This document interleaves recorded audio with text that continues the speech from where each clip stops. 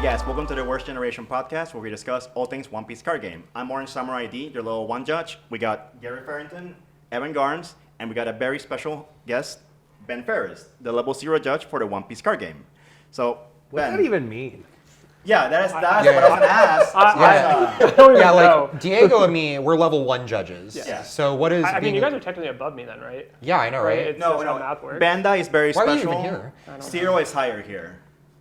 Yeah, like in Bleach. Yeah. But the thing is though, Like in level Bleach. 0 is bigger than level 1, but level 2 is bigger than level 1. But it's also like a tier system. Yeah. When we think of the decks, like we think like, oh, that's tier 0, right? Versus, and that's higher than tier 1, man. Yeah, but then a tier 2 judge is bigger than a tier 1 judge. I got nothing. That's perfect. Yeah, so Ben, I want to ask some questions about your background Sure. with trading card games and such. For example, what games have you played for trading card games? I started playing card games in high school. Played Yu-Gi-Oh first, then Magic. Then throughout college, took a break. Then I think the next big card game I played was honestly Dragon Ball. Coming back into it, then kind of stuck with Bandai. Played Digimon and now One Piece. One Piece. And then how do you come about to become a judge and to get to this position right now? Ooh, okay, I guess well, in high school, going into college, I was poor, don't have cards. So I ended up just judging to go places because they would give you either some money for The a judge stipend, comp. and then judge comp, you could always It's a sell. good way to get product, too. It was good because I could go places with my friends Yeah. and then still not be broke. Yeah. Right. So, but Yeah. it was good, a lot of fun then. And then going into Dragon Ball, my next major card game, I started always playing, and then I got busy in my grad school and didn't have enough time to actually compete as much as I used to because I started off playing very competitively, like topped a couple events, then just got busy, needed money, so I started judging that way and kind of just fell back into judging and then kept getting more and more opportunities to judge and then kept me judging throughout Dragon Ball, into Digimon, and now One Piece.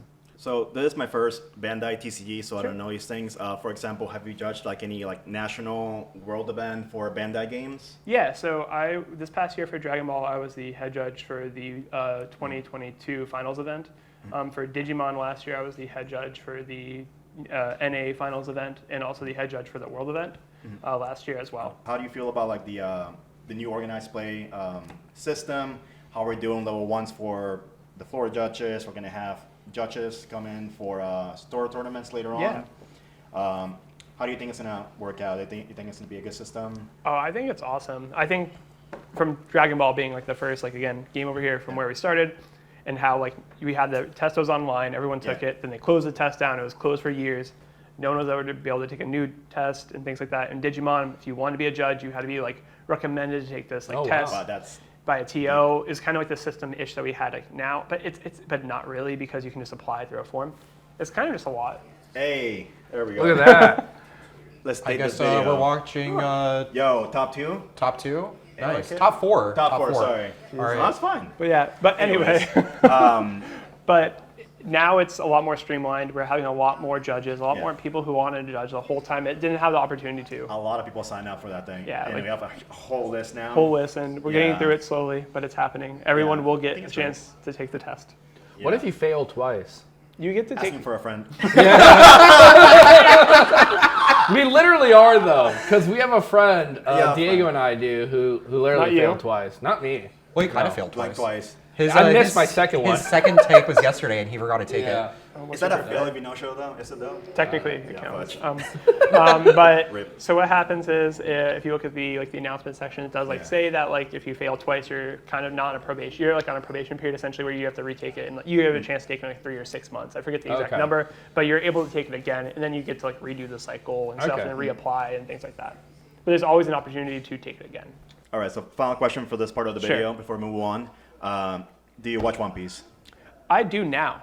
Now. Now's the key thing. I didn't watch Don't One burn 'em Piece. yet. So even for Dragon Ball, which I was more heavily involved in up until One Piece, I didn't start watching Dragon Ball until I started playing the card game. And I watched all of it, including Dragon Ball GT, Dragon Ball, everything, Yeah. all the movies. It was fun. And then for One Piece, I started playing the game because to me and my friends, it's kind of like an in-between for the Bandai games. It's very similar to it's like the good things that we liked from Dragon Ball, Yeah. the good things we liked from Digimon-ish, and then put it together. And that's why we like it. We have a defensive combo system, but not an offensive combo system. It lets you appreciate include that, Dawn. All the creatures don't just get to, all the characters don't have intrinsic haste, I'm going to use the word, or rush. Yeah. Depending, because Dragon Ball, every card you play a card. No and summoning sickness, There's right? no summoning sickness for lack of better terms. in that, but there's some asynchronous in Digimon, so having that does slow the pace of the game down. So there's a lot of good in both. But going back to the question, no, I didn't watch One Piece until then, but now I'm on episode 800 something. Was it Whole Cake Island?